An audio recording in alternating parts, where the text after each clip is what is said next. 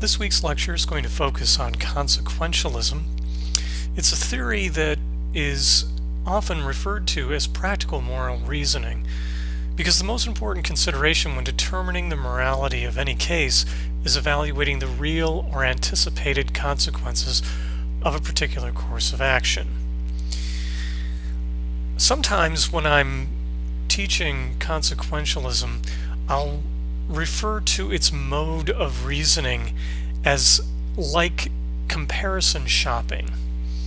And it sounds funny, and it seems like it's trivializing what otherwise seems like a very serious topic, but it really is like comparison shopping. In consequentialism, instead of shopping for things, instead of shopping for cars or clothing or shoes or something else like that, what you're doing is you're shopping around for what produces the best results. And you have a number of options. You can behave according to option 1, according to option 2, you have alternative 3, alternative 4. And what you're doing is you're comparing those 3, 4, 5, however many alternatives by what you believe will be the best results. You're looking at the results and you're saying, well, this one will produce this, option 2 will produce that, option 3 will produce these kinds of results.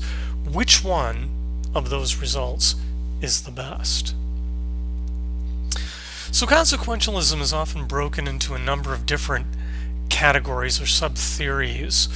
There's egoism, which is not really an ethical theory. It's really just an observation of self-interested behavior. Whenever you do refer to egoism in papers or in discussions, don't refer to it as the ethical theory of egoism. Because all egoism is an observation of our self-interested behavior. Egoism is interested in realizing the greatest good for an individual or that individual's identity group. And in the case of business ethics, I use the term identity group because, of course, a business or a corporation is that kind of identity group, and businesses and organizations can behave very egoistically. Agency is a second important theory within consequentialism. And agency is interested in realizing the greatest good for one's client or benefactor. So an agent is focused not on producing the greatest good for themselves, but producing the greatest good for a second party. So real estate agents are supposed to be out there selling the property of other people, because selling real property, real estate property in any kind of setting tends to be fairly complex, especially when it comes around to signing legal documents and various other sorts of things. And so people like having agents, people who act in their stead. There's utilitarian perspective. Now, the egoist focuses on themselves. The agent focuses on a second party. Utilitarianism focuses on everyone who's affected by a decision. So utilitarianism is interested in realizing the greatest good for the greatest number. Finally, there's the perspective of the common good. And the common good and utilitarianism are often very similar to one another, and we'll talk a little more about that in a minute or two. The common good is interested in realizing the greatest good for a community or the entire global community. The common good is much more associated with religions and religious ethics. So for instance, Catholics and Protestants both have a long tradition of dealing with ethical issues from the perspective of the common good. It could also be said that many other religious traditions have this kind of common good perspective. Judaism, for instance, is another religion that has a long tradition of embracing and developing this idea of the common good. So let's look at each of one of these four subcategories in greater detail. Egoism, first of all, I want to discuss what it's not. Egoism is not another word for selfishness. And this is something you should keep in mind, once again, when you're doing your discussion groups and your various papers. Don't refer to egoism as simply selfishness. Egoism is seeking the greatest good for me and my identity group. Sometimes the greatest good for me and my identity group may be me behaving in a very selfless or seemingly selfless sort of way. It may be me being very generous. So for instance, I am the CEO of a company, and the public image of my company has been damaged by scandal over the last maybe 3 or 4 years, and what I'm trying to do is repair that damage and, raise the public image of my company. So what I do is I go out and I invest in all kinds of arts programs and programs for the homeless and all these other sorts of things, which is very generous and not a selfish perspective at all. Ultimately, the reason I'm doing it is for me and my company. So it's egoistic, but it's not purely selfish per se. It's also not another word for hedonism. Some students mistake egoism for always pursuing pleasure. In truth, egoists will undergo, sometimes significant suffering in order to achieve the good that they're trying to achieve. So for instance, I would bet that most of us are in college for actually egoistic reasons. We're here to improve our marketability in the labor market, so that 4 years from now, or however many years from now, when we graduate from college or graduate from graduate school, we have a better chance, a better shot at a much more lucrative position, and a position that has much more influence and power. It's egoistic in that sense, but the truth is we're expending a lot of money, we're going through a lot of pain, maybe not pain, but we're sacrificing a lot to be here in college. We're sacrificing a lot in regards to money, time, effort, and so it's not a purely hedonistic, that is always pursuing what is the greatest and most pleasurable thing. It's always pursuing what is sometimes in the long-term interest of me and my identity group. So in that sense, it's egoistic. And saying something is egoistic is not per se, in and of itself, something that says this is a wrong action. That's another mistake students make. Because most of what I do and what most of us do in any given day is egoistic. I mean, I go to the store, I buy toothpaste, a toothbrush, I buy shaving cream and groceries for me.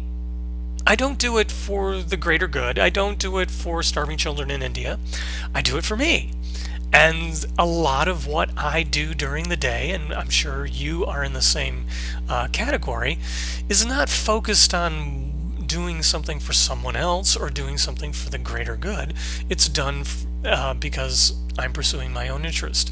And sometimes that actually leads to the greater good. Not always, but sometimes. So beware of using egoism as a shorthand for immoral, because it's not. It's simply describing self-interested behavior. It asks the question, does this course of action improve the lot of the one who acts? Is this the best result for me, my company, or my identity group? It's not necessarily a short-term perspective. We were talking about that before. It can be a very long-term perspective. Once again, the example of going through higher education.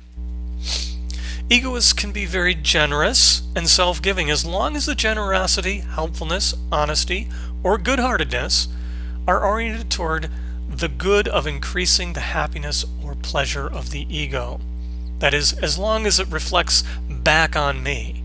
as long as I'm doing all that generosity in order to ultimately make things good for me. Self-interest can be broadly defined and often is true of egoists. That is, by broadly defined, I mean that, sometimes I'm doing things that don't seem to be in my self-interest, but in the long term or down the road, or broadly speaking, it is. Polishing the apple of the teacher, if using that classic example, or is ultimately in my interest. Immediately, it's in the interest of my teacher to polish the apple, but ultimately, I believe that activity is going to come back and benefit me. True egoism is revealed only in situations where a person or a company is forced to choose between one's own good and the good of others, or between one's own good and harm to others. So, a true or genuine egoist who really can't see beyond their own self-interest will choose to harm others in order to produce good for oneself. So it's usually in these conflicts between interests that we begin to actually see, egoism devolving into a moral failure. So generally speaking, egoism is just self-interested behavior, and it's something we're involved in all the time. From a moral perspective, it becomes a moral failure when people begin choosing their own interests over the interests of others, and choosing one's own, less, lower priority interests over the much higher priority interests of others. Let's take a look at agency really quickly. Agents often are pursuing egoistic rewards. That's the first thing I like to point out, that those who are real estate agents aren't just out there helping other people sell and purchase property for no reason whatsoever. They're doing so because they're getting a percentage off of the sales price of any given home that they are involved in the transaction. So, and that's true with other sorts of agents, like insurance agents. Anyone who acts as an agent in the business world is normally getting compensated in one way or another for their activity. However, agents, so it's not necessarily an entirely selfless perspective. It can be. I mean, sometimes people do behave as agents simply for the benefit of another person, and they are not benefiting. In fact, in some ways, they are sacrificing time, effort, and expertise. It's normally a temporary relationship. It's normally not a relationship that we set up permanently with somebody else. We are a real estate agent for someone until that real estate transaction is completed, and at that point, the role of agency is finished. It's a relationship that's governed by laws that demand the agent fulfill their fiduciary duty. That is, although agents are sometimes pursuing, or often pursuing, egoistic rewards, they cannot behave within the transaction itself solely in their own interests. If it can be shown that agents were at all points behaving in a way that produced their own good and were sacrificing the good of their clients, then they can be brought to court, and it can be shown that if it can be shown that they are violating their fiduciary duty, they will incur some sort of penalty for that, either financial or even jail time, if it can be shown that it was a major breach of their fiduciary duty.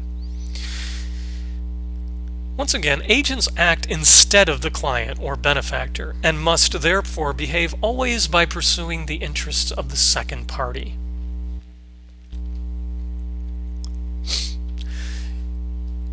Utilitarianism is the perspective is the consequentialist perspective that's most often referred to as a moral perspective that is a full-blown theory.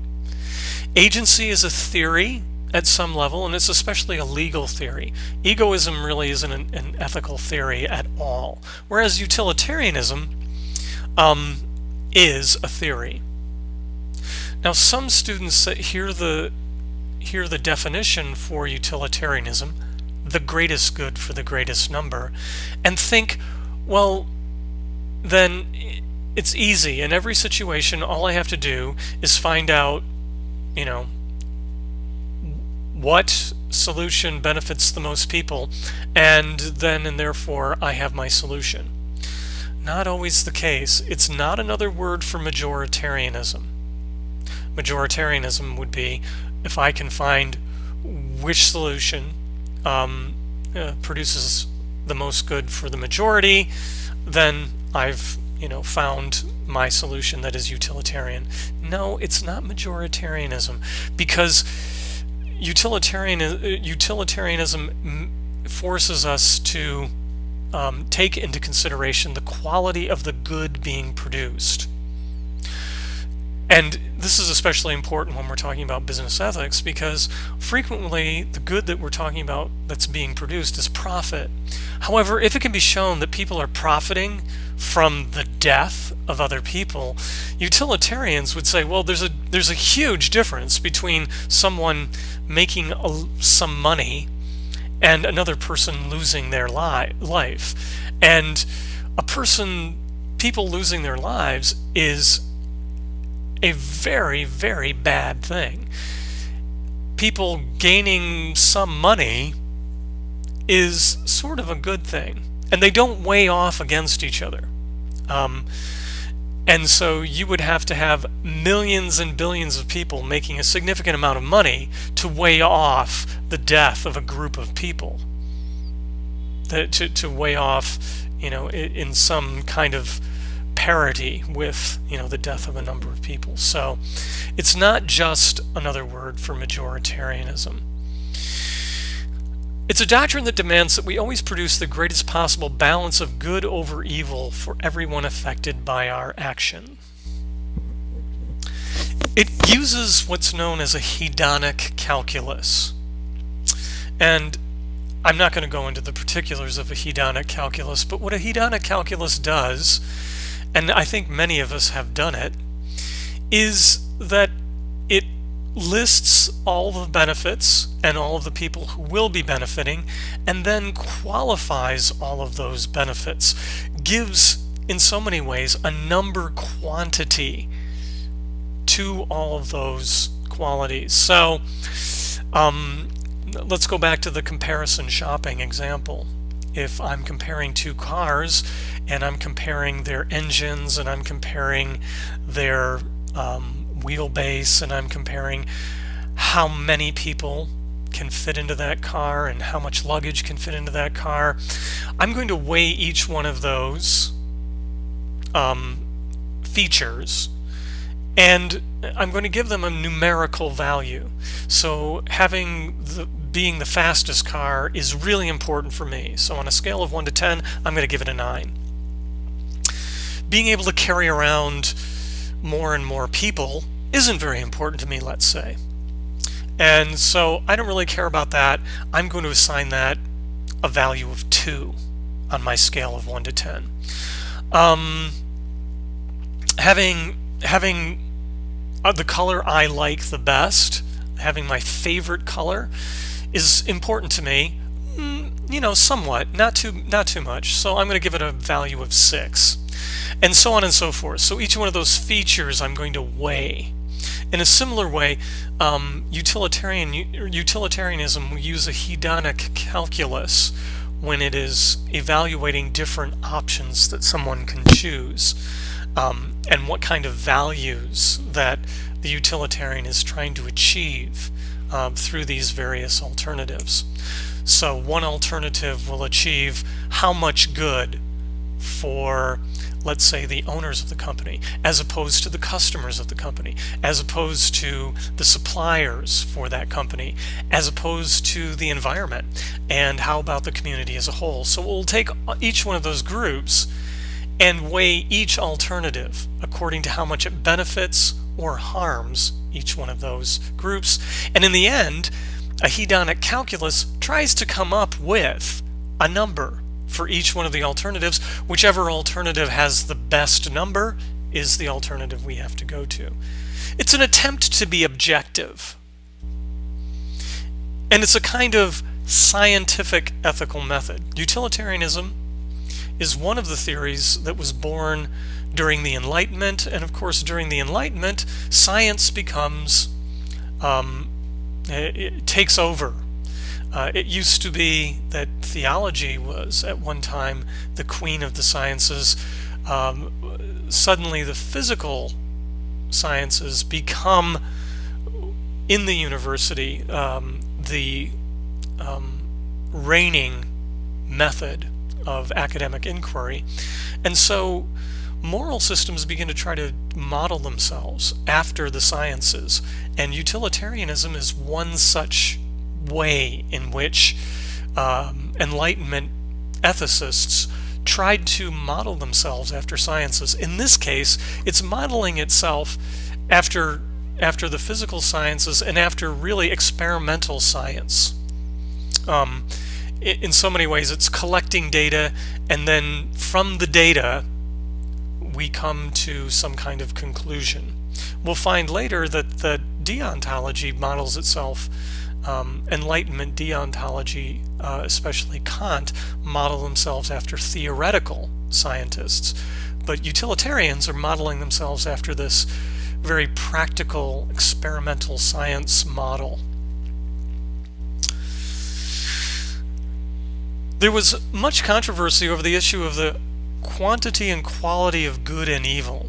One of the controversies within utilitarianism is that I can assign, if I'm evaluating a case according to utilitarianism, certainly from my perspective, I can assign, a number value to how good or how evil, how much pleasure or how much pain or harm something does to someone. But how is my assigning a number to that?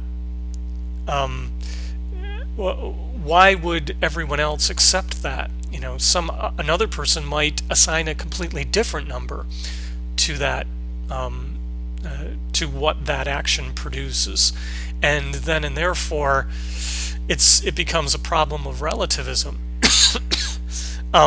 Just because I'm assigning a number value doesn't make it more objective. It's still very much a subjective way of approaching it.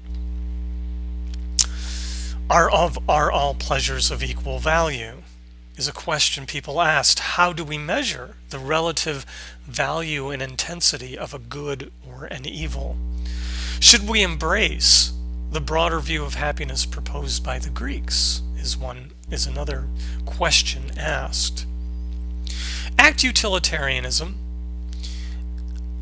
is one version of utilitarianism in which we must ask ourselves what the consequences of a particular act will be in a particular situation for all those affected.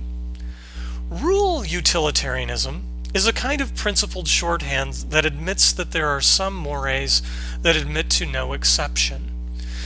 For instance, murder. Utilitarians found out over the course of many years that there were a number of situations like murder that never admitted to any kind of exception. So every time they ran a utilitarian analysis on a case of murder, it always came out that murder was wrong. So eventually that brought up this idea of rule utilitarianism, where we don't have to really go through a hedonic calculus and do the entire act utilitarian calculation. All we really need to do is say murder is bad, and it always is bad, and we can use that kind of as a rule of thumb. It's a rule of thumb that's proven itself time and time and time again. Theft is wrong. Murder is wrong. So over the course of time, utilitarians began to develop what was known as rule utilitarianism, that for some things we don't have to go through all of that calculation that we normally go through. Finally, there's the common good. The common good is an extension of the discussion we were just having about utilitarianism. It is a moral theory, and it is a moral theory of religious ethics. There are three interrelated meanings of the common good. The first is the good of all within a society or everyone everywhere. In this way, it's very similar to utilitarianism. Secondly, the common good refers to those goods that can be realized only in relation to other persons. Justice, mercy, love, these kinds of virtues are things that we can only enjoy if there are other people around. We can't really enjoy them on our own. And thirdly, the common good refers to those goods that we hold in public trust for the benefit of all members of society. So public parks, radio and TV frequencies, road systems are all examples of common goods that we hold in common. As I said before, the first definition of the common good has much in common with utilitarianism. In many cases, a utilitarian analysis will come to the same conclusions as the common good. The common good does not attempt to calculate the good of each individual or group of individuals and then aggregate the results into a numerical result. That's the main difference between utilitarianism and the first meaning of the common good. The common good doesn't fall into this because it's really a pre-enlightenment ethical theory. It isn't trying to ape experimental scientists, and therefore it doesn't require that we somehow calculate our results and come up with a numerical value that somehow proves that we've chosen the greatest good for the greatest number. The common good is much more flexible and artistic in its way of approaching a situation. The common good treats individuals and groups as part of a larger community, society, or world. It then tries to determine the choice that maximizes the benefit for that community as a unit. So that's very different from utilitarianism as well. Utilitarianism tries to individuate everyone in society and calculate each individual's good or harm that's being done by any given option. The common good says, well, we're all in this together. We're all part of this society. We all belong to DePaul. So let's talk about the common good in relation to DePaul. So that's one of the main differences between these two theories. One tries to individuate all goods and harms. The other says that we can aggregate them and we can treat them as a unit.